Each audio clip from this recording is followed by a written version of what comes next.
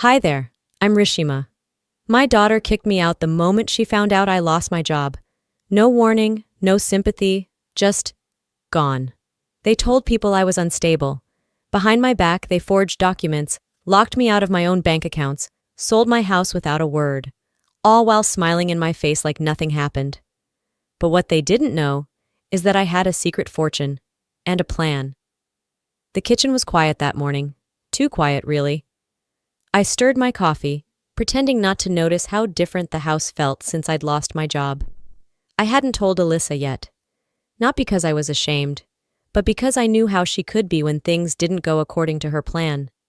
I needed a moment to figure out what came next before I gave her the truth. Alyssa always liked control. She said it helped her stay centered, whatever that meant. But lately, she'd been asking questions that felt more like probes than concern. "Mom, do you still bank through that old app? You should let Eric help. It's safer that way," she said, pouring orange juice at the Sunday brunch table. "We can help pay the utilities for now if it's easier for you." I blinked. It was subtle, framed as love, but my stomach tightened. "I'm fine," I said carefully. "I've got things managed." Eric smiled, that thin, overly polite smile I never trusted. "Rishima, no pressure, just having us help monitor things might take a load off." Their tone was light, but I knew manipulation when I heard it. Alyssa called it simplifying. I called it what it was, soft control. Still, I hesitated. Then I gave in. "Just until I sort a few things out," I said, handing Alyssa my phone to set up access. Later that week, I found Eric's car parked 2 streets down. Odd, too far to be casual. He didn't ring the bell, he didn't text. But I spotted him through the blinds, dressed sharp, holding a manila envelope, walking toward a different house. I watched until he disappeared. Something didn't feel right. That night I went to log into my bank account. The interface had changed. A new security question. Alyssa's birthday. I sat frozen. My gut told me this wasn't just about helping with bills. Then yesterday I overheard Alyssa whispering to Eden. I couldn't catch the words, but the way she stiffened when I entered, how Eden looked down, suddenly silent, made me feel like a guest in my own home. They were planning something, and for the first time I couldn't pretend everything was okay. The next morning I passed by the kitchen just as Alyssa leaned in and whispered something to Eden. The girl nodded solemnly. Then Alyssa glanced up and spotted me. Her smile flickered for half a second, before she covered it with that sweet but empty tone she always used when she didn't want to be questioned. "Morning, Mom. We're just talking about summer camps." I nodded slowly, not saying a word. I wasn't born yesterday. Later that week, I found an invitation tucked inside Eden's backpack when I helped her look for her lost pencil case. It was a birthday party invite, for her best friend, not her own. Confused, I asked Alyssa when we'd be planning Eden's birthday. "Oh, yeah, it's going to be small this year," she replied without even looking up from her phone. "Just a few kids at the skating rink. They've got strict head counts. Can't squeeze everyone in, you know." My chest tightened. "Everyone?" I asked. She finally looked up. "Don't take it personal, Mom. It's not that serious." Not that serious. I had been there when Eden was born. I cut her umbilical cord myself. And now I wasn't even serious enough to be at her birthday? That night, while folding laundry, I overheard Eden humming the birthday song to herself in her room. She sounded excited, unaware I wouldn't be there. I closed the dryer door slowly, fighting back the burn in my throat. A few days later, I found a pamphlet in the trash, torn in half. A therapy clinic for children. At first, I brushed it off. But when I checked Eden's room, her calendar had little heart stickers on Wednesdays. I asked Alyssa about it. "Oh, that? It's just something the school suggested. Eden's been a little emotionally overloaded." "Because of me?" I asked, more to confirm what I already knew. Alyssa shrugged. "The therapist thinks some of the messages she's getting at home are conflicting. We're just trying to give her some clarity." Clarity. That's what they were calling it. That night, I watched old videos of Eden wobbling through her first steps on the patio, falling into my arms. I remembered the way she used to call me Baba before she could even say Grandma. The weight of silence pressed into my chest. I didn't say anything. Not to Alyssa, not to Eric, Not even to Eden. I thought maybe, just maybe, if I stayed quiet, I could still salvage something. But the silence didn't last, because the next thing I heard was Alyssa's voice telling me I needed to leave. She didn't yell. She didn't even flinch. She just stood at the edge of the hallway with her arms crossed and said, "Mom, I think it's time you started looking for your own place." The words didn't land at first. I waited for a smirk, a laugh, some hint that she was joking, but her eyes stayed flat, unbothered. I opened my mouth to respond, but my throat was too tight. When I finally spoke, it sounded smaller than I meant. "I've been trying to get back on my feet. It's just been a hard season." Eric stepped out of the kitchen like he'd been waiting for his cue. "That's exactly why we're suggesting a clean transition. Maybe something more tailored to your stage of life, like senior housing." "Senior housing?" I echoed, stunned. Alyssa didn't blink. "It's not a punishment, Mom. You're not getting any younger and you're not working." There it was. I swallowed the heat in my chest. "You're right. I haven't told you. I was laid off 3 months ago, restructuring. But I have savings." "You should have told us," she snapped, the edge breaking through now. "You let us carry everything while you— What? Took a break? That's not fair." "You didn't carry anything," I said quietly. "I paid off this house." Eric placed a gentle hand on her shoulder. "No one's attacking you, Rishima. We're just suggesting it's time to downsize. It's healthier for everyone." I didn't answer. I couldn't. I went upstairs, closed my door, and stared at the walls I'd painted myself 2 summers ago. That evening, I walked out to get the mail. Tucked between flyers and bills was a glossy real estate postcard, advertising my home. The listing had already been printed, price and square footage neatly outlined. A contact number. A caption. "Ready for quick close." I nearly dropped it right there on the sidewalk. Back inside, I checked the kitchen counter. The papers I'd signed last week, when Alyssa said she needed help organizing utilities, weren't just for electricity or water. They included power of attorney. They had planned this, together, quietly, efficiently. In my room, I pulled the old suitcase from the closet, the one I hadn't used since Eden's last out-of-state recital. I laid it open on the bed and sat beside it, fingers gripping the worn handle. I had poured decades into this family, sacrificed everything, and now I was being erased, one paper at a time. I didn't cry when I left. I didn't even slam the door. I rolled my suitcase out to the curb, stood under the hot New Jersey sun, and called a cab. It felt like every step scraped something raw inside me, but I walked anyway. For the next few days, I stayed at a modest motel near Route 24, the kind of place with weak coffee in the lobby and curtains that didn't quite close all the way. I kept to myself. No calls, no messages, silence from Alyssa and Eric, just as I expected. But then, on the 7th day, Alyssa texted. "Brunch tomorrow? Just us. My treat." I stared at the screen for a long time before replying, "Sure." When I arrived at the cafe, she stood up and gave me a hug like nothing had happened. Her smile was sweet, her eyes practiced. "Mom, you look great. Are you okay? I've been worried sick." I raised an eyebrow, but said nothing. Over quiche and overpriced lattes, she leaned in. "Listen, I've been thinking. You don't have to rush into anything. You can stay at the house until you figure things out." I nodded slowly, letting her words linger between us. "That's generous, considering how quick you were to push me out." Her smile faltered. "We were under stress. Eden's schedule, Eric's firm going through changes. Things got tense." "Of course," I said. "And the house listing? That was—" "A mistake," she said too fast. Eric jumped the gun.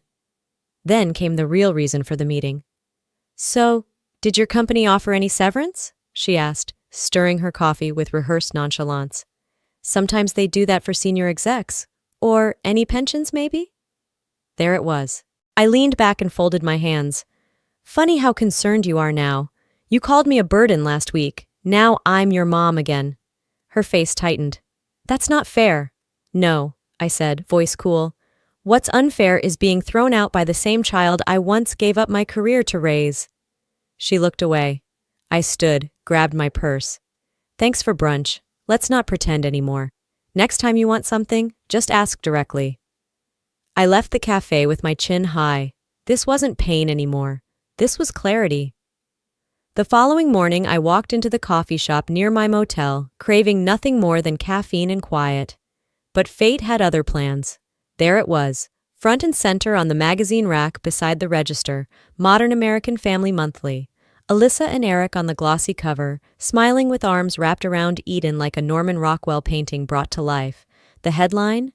Love, Care, and Generations, The Norris Family Way. I stood frozen, heart pounding like a war drum. The article inside painted a fairy tale. Alyssa, the devoted daughter caring for her elderly mother, and Eric, balancing law work while nurturing a blended household built on empathy. They even described Eden as thriving, thanks to the emotional support of her parents during Grandma's adjustment. Not once was I quoted, named, or even shown in the photos. I wasn't part of the story. I was the backdrop. My hands shook as I left the cafe, magazine folded under my arm like a piece of stolen evidence. That evening, I returned to the house. Not as a guest, not as a mother, but as someone who refused to be erased. Alyssa was in the kitchen, arranging flowers for another dinner party. Eric sat at the counter, phone in hand. I dropped the magazine between them. "Cute," I said. "Did the photographer crop me out, or did you hand them the script with me already dead?" Alyssa didn't flinch.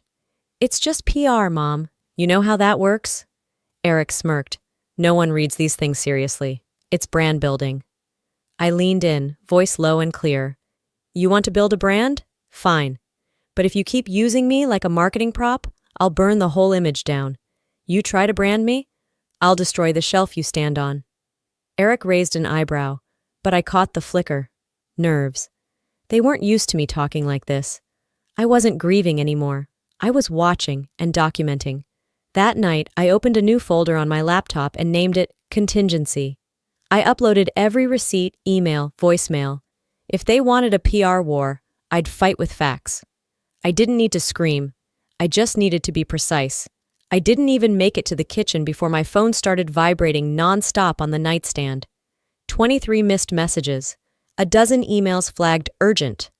My stomach tightened before I even unlocked the screen. And there it was. My face, distorted and cropped mid-blink, smeared across every social feed imaginable. The video was barely a minute long, but it showed me pacing in the backyard, voice warped and pitch shifted, muttering nonsense I never remembered saying. The caption read, "When dementia wins, what families really go through." My heart pounded, not from confusion, but rage. It was edited, chopped up, taken from an afternoon where I had been talking to my plants, venting into the wind, thinking no one was around. I scrolled through the comments. "Someone call adult services." "Poor daughter. No one should have to deal with that." "Classic narcissistic boomer meltdown." I couldn't breathe. Then came the second link, emailed anonymously. A video, more polished than the last, showed a deepfake of me sitting at a desk, confessing to mishandling my finances, draining family trust accounts, and begging forgiveness. Even the blinking matched. They'd studied me. Eric. Only someone who knew my voice pattern, my gestures, would fake it that well. This wasn't some troll. This was war. But I didn't cry. I didn't call them. I poured myself a cup of coffee, sat down at my dining table, opened my laptop, and hit record. My face was bare, my voice unshaken. "My name is Rashima Walker," I began, "and I'm not senile. I'm not unstable. I am a woman who raised her daughter alone, who worked as a CFO for 28 years without one HR violation, and who is now being publicly destroyed for stepping out of their control." I showed documents, my job termination letter, bank transfers I never authorized, the power of attorney forms signed under false pretenses. My lawyer, silent beside me, nodded once at the camera. I ended the video with one sentence. "You played with the wrong mother." I uploaded it to every platform I knew. Within 3 hours, the comments started shifting. "Wait, this feels off. She sounds lucid. That deepfake angle is terrifying." The tide had turned. Not completely, but enough. The mail arrived later than usual that Friday. I almost didn't check it, too drained from the week's chaos. But something about the stiff white envelope on top, my name printed in a font too formal for junk, pulled me in.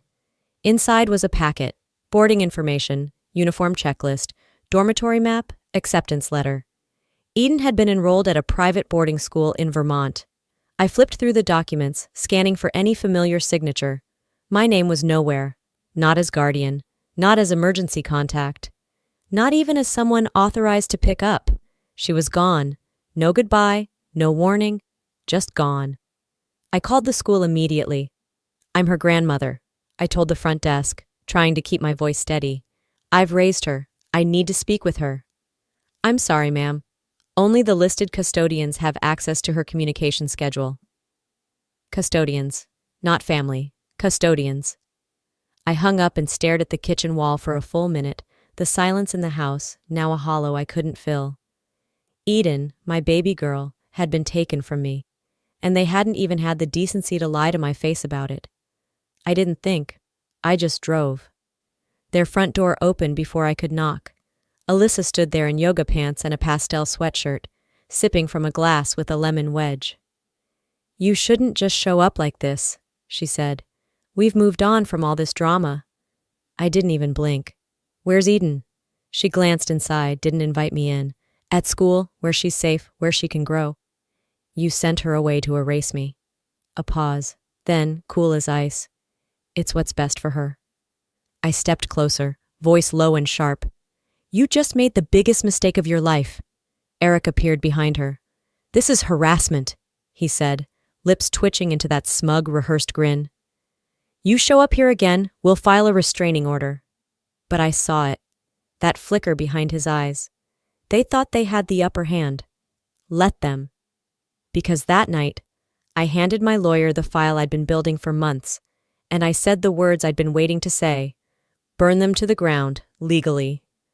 My lawyer didn't flinch when I handed over the flash drive. He slid it into his laptop, scanned the folders I labeled hijack, house, and digital attack, and nodded. It's all here, I said flat. Emails, forged authorizations, video evidence, even the property transfer records.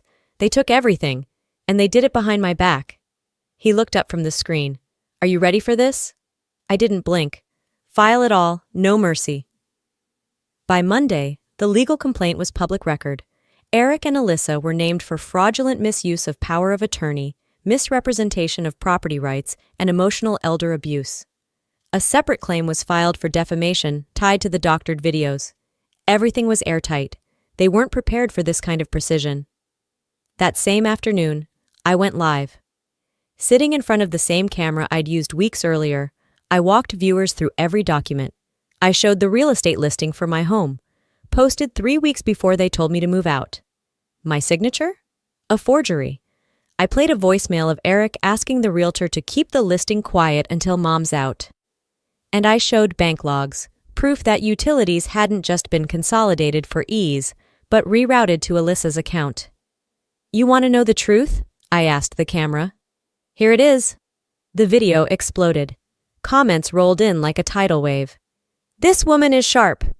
I believed the daughter until now. That fake family brand is a con job. By evening, the internet had flipped. News outlets picked it up. Hashtags trended. Some called me brave. Others called me dangerous, in the way only a woman who refuses to stay silent can be. Later that night, across the state line, in a quiet dormitory hallway, Eden scrolled through my video. Her roommate watched over her shoulder, murmuring, "That's your grandma." Eden didn't answer. She just hit replay. The sun hadn't risen yet when I heard the soft scrape at my door. I thought it might be the wind, until I saw it. A single envelope slipped underneath. My name written in careful, looping handwriting I knew by heart. Eden. I didn't open it right away. Instead, I sat on the edge of the bed, just staring at it, the corners of my eyes stinging. It had been months since I last saw her face in person, and now all I had were 5 ounces of paper, maybe less, but heavy enough to pin me in place. I finally peeled it open. The note was short, handwritten in blue ink with tiny smudges where she must have hesitated. Hi, Baba. I saw everything. Can we talk sometime? I miss your pancakes. I miss you. I held the letter to my chest, eyes closed, my breath caught. It wasn't forgiveness. It wasn't a reunion. But it was a crack in the wall I thought would stand forever. Later that week, The legal tide came crashing down. Eric was indicted for falsifying legal documents and submitting deepfakes in a public defamation campaign. The court's response was swift. He wasn't smirking anymore. Alyssa's clinic lost its largest sponsors within 48 hours. Her modern family branding evaporated. Her license wasn't revoked yet, but she was placed under review by the state board. And no amount of gloss or glamour could mask the truth anymore. I reclaimed the deed to my home. I didn't celebrate. I didn't throw a party. I just walked through the front door, turned on the lights, and sat down at the same kitchen table where it all began. This time, I wasn't being offered fake brunch or veiled threats. I was alone and free. Weeks later, I launched the Walker Fund, a modest nonprofit dedicated to women over 50 facing job loss and isolation. It wasn't revenge. It was restoration. Eden's letter still rests in my nightstand drawer. I haven't answered. Not yet. Some wounds need air before they close. One crisp morning in late November, I poured myself coffee, pulled on a sweater, and sat beneath the oak tree in my backyard. The leaves rustled above, golden and fading. No phones, no cameras, just me and the wind. They'd tried to erase me, but I rewrote my ending. In the quiet that followed, I learned something no courtroom or paycheck ever taught me. Dignity isn't given, it's taken back. I lost everything they thought mattered, status, money, even my role in their lives. But what they underestimated was the strength that grows in silence, the kind of strength that doesn't yell, it acts. If you're watching this and you've been dismissed, underestimated, or pushed aside, whether by your own family, workplace, or society, hear me clearly. Your worth isn't defined by who walks away. It's shaped by how you choose to stand. Sometimes, the people closest to us won't understand our value until we stop explaining and start rebuilding. What would you do if the ones you raised tried to erase you? Would you walk away? Or would you fight back with truth? I'd love to hear your thoughts. If this story touched something in you, leave a 1 inch in the comments, or tell me where you're watching from. And hey, if you didn't like it, I still want to know why. What would you have done differently? Don't forget to subscribe if you want more true stories that stir the heart, challenge the mind, and remind us what really matters. This isn't just entertainment, it's real life. And sometimes, real life is the best teacher.